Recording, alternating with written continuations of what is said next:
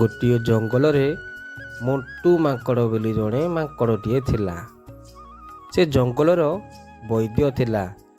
ପଶୁପକ୍ଷୀମାନଙ୍କର ଯାହାର ଦେହ ଖରାପ ହେଉଥିଲା ମଣ୍ଟୁ ମାଙ୍କଡ଼ ତାଙ୍କୁ ଔଷଧ ଦେଉଥିଲା। ଆଉ ଔଷଧ ଖାଇ ସମସ୍ତଙ୍କର ଦେହ ଭଲ ହେଇଯାଉଥିଲା। ମଣ୍ଟୁ ମାଙ୍କଡ଼ ତାର ସାଙ୍ଗ ମିଟୁ ଶୁଆ ପାଖକୁ ଯାଉଥିଲା। ବାଟରେ ଯାଉ ଯାଉ ଦେଖିଲା କେହି ଜଣେ ଚିତ୍କାର କରୁଛି। ଦେଖିଲା ତ ସିଂହ ବଡ଼ ପାଟିରେ ଚିତ୍କାର କରୁଛି। ଆରେ କିଏ ଗୋଟେ ଚିତ୍କାର କଲା ଭଳିଆ ଶୁଭୁଛି। ସିଂହ ବୋଧେ ଚିତ୍କାର କରୁଛି ନା କ'ଣ? ଦେଖିବା କ'ଣ ପାଇଁ ସେ ଡାକୁଛି। ବଞ୍ଚାଅ ମୋତେ, ମୋତେ ବଞ୍ଚାଅ। କିଏ କେଉଁଠି ଅଛ? ମୋତେ ବଞ୍ଚାଅ। ଶିକାରୀ ଗୋଟେ ଫାଶ ପକେଇ ଯାଇଛି। ମୋ ଗୋଡ଼ ଖଣ୍ଡିଆ ହେଇଯାଇଛି। ମୋତେ ବଞ୍ଚାଅ। କିଏ କେଉଁଠି ଅଛ? ବଞ୍ଚାଅ। ହଉ ଠିକ୍ ଅଛି, ତମେ ଜମା ବ୍ୟସ୍ତ ହୁଅ ନା।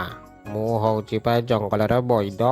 ତମର ଯାହା ବି କ୍ଷତି ହେଇଥିବ ମୁଁ ତମକୁ ଔଷଧ ଦେଇଦେବି, ତମର ଭଲ ହେଇଯିବ। ହଠାତ୍ ମିଟୁ ଶୁଆ ଆସି କହିଲା, ସାଙ୍ଗ, ଜମା ତାଙ୍କୁ ଏଥିରୁ ରକ୍ଷା କରନା। ସେ ତମକୁ ଖାଇଦବ। ଜମା ବି ସେ ଭଲ ନୁହଁ। ତୁ ପାଟି ଚୁପ୍ କରେ ବକ ବକ ଶୁଆ। ବେଶୀ କଥା କହୁଛୁ। ମୁଁ ବିପଦରେ ପଡ଼ିଛି। ସେ ମୋତେ ରକ୍ଷା କରିବାକୁ ଆସୁଛି। ତୁ କାହିଁ ମନା କରୁଛୁ? ତୁ ତୋ ବାଟରେ ଯା। ଓହୋ ସାଙ୍ଗ, ତମେ ଏମିତି କାହିଁ କହୁଛ? ମୁଁ ତାଙ୍କୁ ରକ୍ଷା କରୁଛି। ରକ୍ଷା କରିବା ଧର୍ମ ଅଟେ। ମୁଁ ତାଙ୍କୁ ରକ୍ଷା କରୁଛି। ଯାହା ହଉ ମୋତେ ଏଥିରୁ ରକ୍ଷା କଲ। ତମର ବହୁତ ବହୁତ ଧନ୍ୟବାଦ। ଆଜିଠୁ ତମର ମୋର ସାଙ୍ଗ ହବା। ଏଇ ଜଙ୍ଗଲରେ ତମର କେହି କିଛି କ୍ଷତି କରିପାରିବେନି।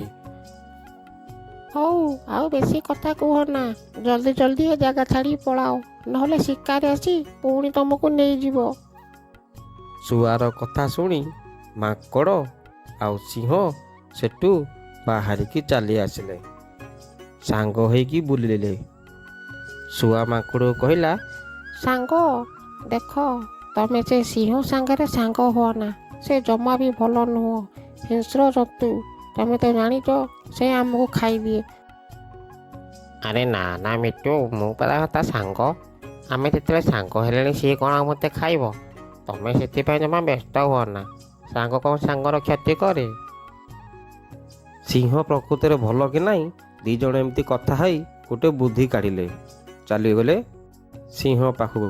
ମାଙ୍କଡ଼ ଯାଇ କହିଲା, ମହାରାଜ, ଜଙ୍ଗଲ ଗୋଟେ ଆଉ ଗୋଟେ ତମ ଭଳି ବଡ଼ ସିଂହ ଗୋଟେ ଆସିଛି। ସେ ସମସ୍ତଙ୍କୁ ମାରି ଖାଇଦେଉଛି। ପିଲୁଆ କହିଲା, ଚାଲ ଆମେ ଲୁଚି ଯିବା ସମସ୍ତେ। ଆରେ ସାଙ୍ଗ, ତମେ ଜମା ବ୍ୟସ୍ତ ହୁଅ ନା। ମୁଁ ଥାଉ ଥାଉ ତମର କେହି କିଛି କ୍ଷତି କରିପାରିବେନି। ଆସ, ତମେ ମୋ ଗୁମ୍ଫାରେ ଲୁଚି ଯାଅ। ଆମେ 2-3 ଦିନ ଯାଏଁ ଏ ଗୁମ୍ଫା ଭିତରେ ଲୁଚି ରହିବା। ଦେଖିବ ଆମର କିଛି କ୍ଷତି ହେବନି। ଏମିତି 2-3 ଦିନ ଗୁମ୍ଫା ଭିତରେ ଲୁଚିଲା ପରେ ସିଂହ ମାଙ୍କଡ଼ ବସି କଥାବାର୍ତ୍ତା ହେଲେ, ଆମକୁ ଭୋକ ଲାଗିଲାଣି, କ'ଣ କରିବା? ଚାଲ ବାହାରକୁ ଟିକେ ଯିବା। ମିଟୁ ଶୁଆ ମାଙ୍କଡ଼କୁ କହିଲା, ଦେଖି ଚାହିଁ ଚଳିଥିବୁ ସାଙ୍ଗ। ତାକୁ ଭୋକ ଲାଗୁଥିବ, କେତେବେଳେ ତୋତେ ବି ଖାଇ ଦେଇପାରେ।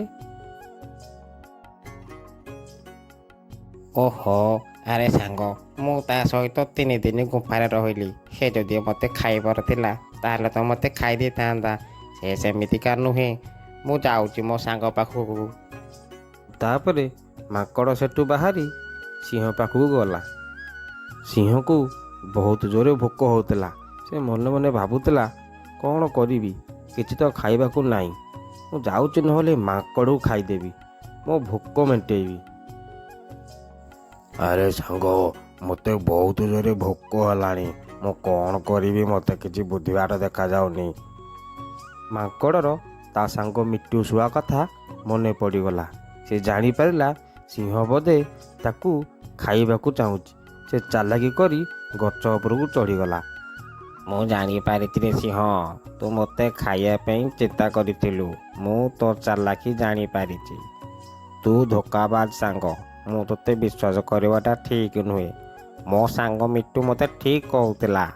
ମାଙ୍କଡ଼ ସିଂହକୁ ଏମିତି କହିବା ସମୟରେ ହଠାତ୍ ମିଟୁ ଆସି ପହଞ୍ଚିଗଲା। ସାଙ୍ଗ, ଦେଖିଲ ନା, ମୁଁ ତମକୁ କ'ଣ କହୁଥିଲି? ଏ ସିଂହ ଜମା ବି ଭଲ ନୁହଁ।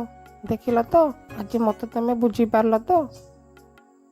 ଆଉ ତାପରେ ସିଂହ ମାଙ୍କଡ଼କୁ ଯେତେ କାକୁତି ମିନତି ହେଇ କହିଲା ପରେ ମାଙ୍କଡ଼ ଆଉ ତା କଥା ଶୁଣିଲାନି, ତା କଥା ଜମା ବି ବିଶ୍ୱାସ କଲାନି।